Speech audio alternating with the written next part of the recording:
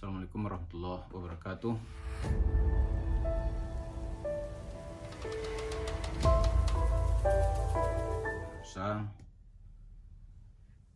Tahun 1811 sampai 1816 ada Letnan Gubernur Inggris yang berkuasa di Kepulauan Nusantara, katakanlah di Indonesia ini, namanya Stanford Raffles.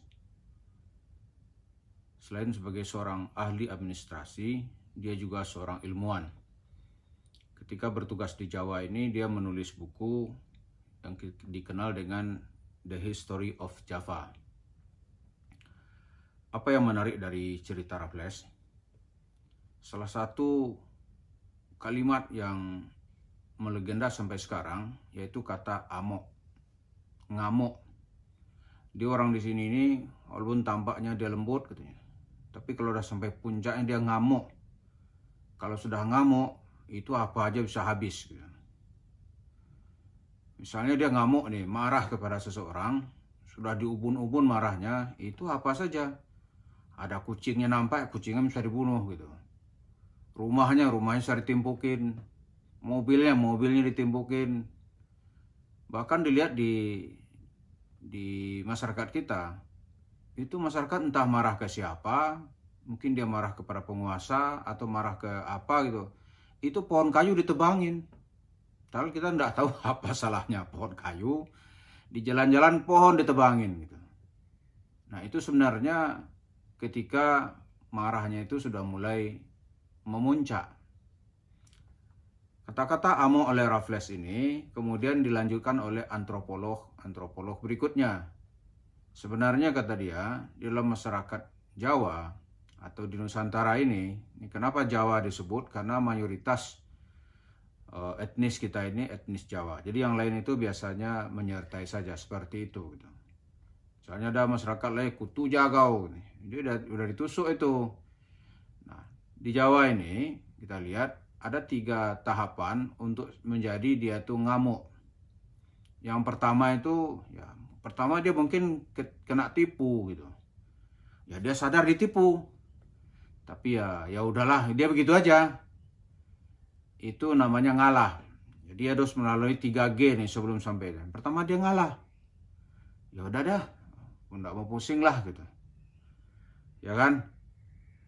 Dia ngalah. Wah, ini kita ke masjid tadi ditipu oleh orang yang suka menipu gitu.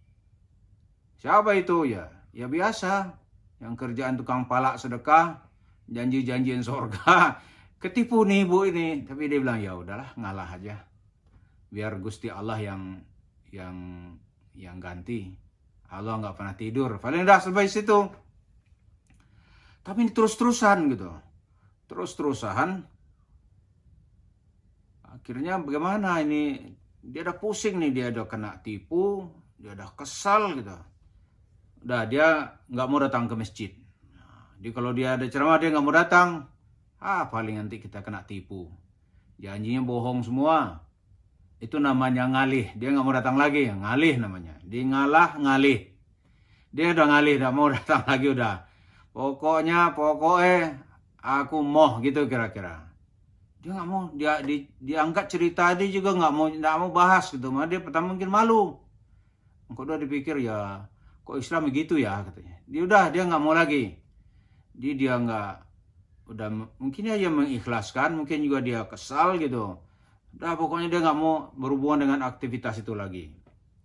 Itu namanya ngalih. Tapi terus-terusan nih si tukang tipu ini, dia cerita sedekah, wah butuh uang ya.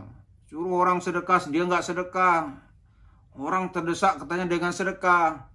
Orang susah penyelesaian sedekah. Dia susah, dia nggak mau sedekah. Mulai kesal ini. Ini dari dia ngalah, mulai dia ngalih. Begini terus gitu. Nggak tahan dia lagi sampai puncaknya nanti dia ngamuk. Nah kalau dia ngamuk, apa aja dilakukan? Dilihat nanti ini pengurus masjid yang ngajak-ngajak loh. Pengurus masjid bisa ditimbukin. Wah kebetulan nih dia tahu rumahnya, dicari ke rumahnya. Dilihat sama dia kendaraan bisa diambil gitu, bisa dibakar. itu ada tiga fase tadi. Jadi dia pertama dia ngalah, yang kedua dia ngalih, yang ketiga dia ngamuk. Nah, ini sekarang apa ditunggu dulu masyarakat akan ngamuk gitu. Ini banyak nih. Misalnya nih dalam kasus-kasus kita lihat nih. Dalam kasus-kasus kita lihat, begitu masyarakat tuh kesal, puncaknya nanti pasti ngamuk. Ya kalau ngamuk ya macam-macam. Misalnya mahasiswa ngamuk, ya kita nggak tahu ya. Lihat aja tuh, ketika ekonomi ada susah, orang cerita bohong terus, dia biasanya masyarakat terbakar dan bisa ngamuk. Misalnya kita lihat nih, dalam kasus Abu Tur atau Fast Travel, orang bilangnya nggak mau bicara gitu, tapi lama-lama tertekan, sialan nih kita ditipu nih. Waduh, kita ditipu nih. Lama-lama timbul komunitasnya, timbul kesadarannya gitu. Akhirnya dia mulai meluapkan kemarahannya, ya. Tapi untung cepat ditanggapi oleh aparat hukum, sehingga kasusnya bisa dibawa ke pengadilan. Nah ini misalnya lagi ya, ini seorang pengacara cerita ke saya nih, satu bingung sekali nih. Itu misalnya di Paytrend katanya. Paytrend itu tidak sederhana ternyata persoalannya. Banyak orang yang sudah store mau umrah paket merdeka gitu. Ada yang 3,5 juta, ada yang 3 juta. Itu jumlahnya ribuan.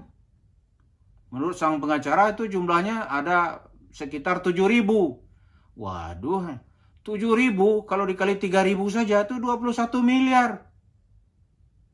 Nah ditunggu-tunggu udah 10 tahun. Dia udah mulai kesal sekarang, mulai cerita. Mulai dia nggak mau ngomong jemaah ini gitu. Sekarang coba lihat, dia udah mulai angkat bicara, sudah nggak peduli sudah gitu.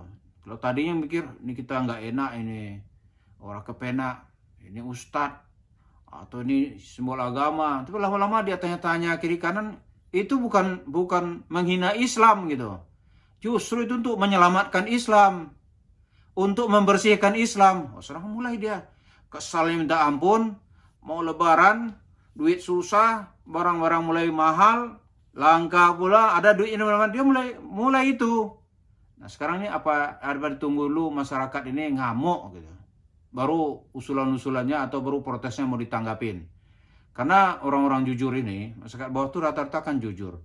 Dia store ya, ndak ada kwitansi, ya monggo, rapopo.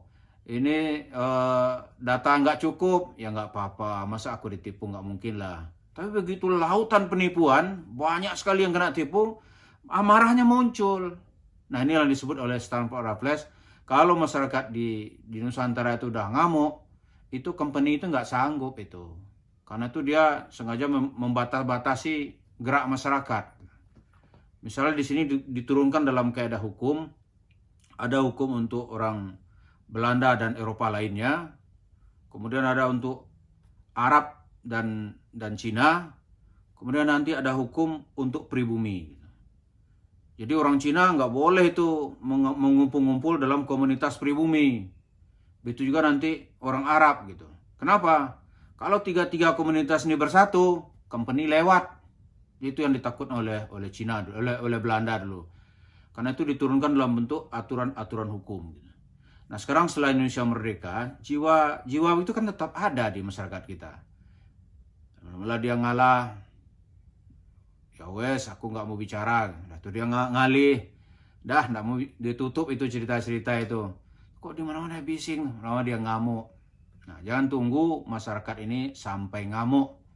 Jadi yang merasa ngemplang duit masyarakat, yang merasa telah melakukan penipuan, tidak usahlah bersandiwara banyak-banyak, orang tuh punya hati semua, catatannya ada di hatinya gitu. Udah dikembalikan lebih cepat. Itu kalau dikembalikan uang masyarakat itu, wahai orang-orang yang merasa telah menipu atau nggak mau merasa menipu, itu mungkin dia masih tingkatnya itu ya adalah aku nggak mau macam-macam gitu, kembalikan aja lah. Mungkin sampai di situ, dikembalikan duitnya, yang udah tabung tanah dikembalikan duitnya, yang udah apalah namanya, mau beli Indonesia lah atau apa gitu. Mungkin duitnya dah, ya mungkin ya dipindahin beli klub sepak bola gitu. Sekarang masyarakat tuh minta kembalikan duitnya. Kalau udah dikembalikan dia mungkin ya wes, aku nggak mau urusan panjang-panjang. Tapi kalau tidak, tunggu nanti dia ngamuk. Jadi kalau sudah tunggu masyarakat ngamuk, ya jumlahnya nggak 1-2 orang. Mereka yang tergabung dalam komunitas itu bisa ngamuk. Nah ini yang ditakutkan oleh Raffles, jangan tunggu masyarakat pribumi itu ngamuk. Gitu. Karena itu di administrasi pemerintahannya, Inggris itu senantiasa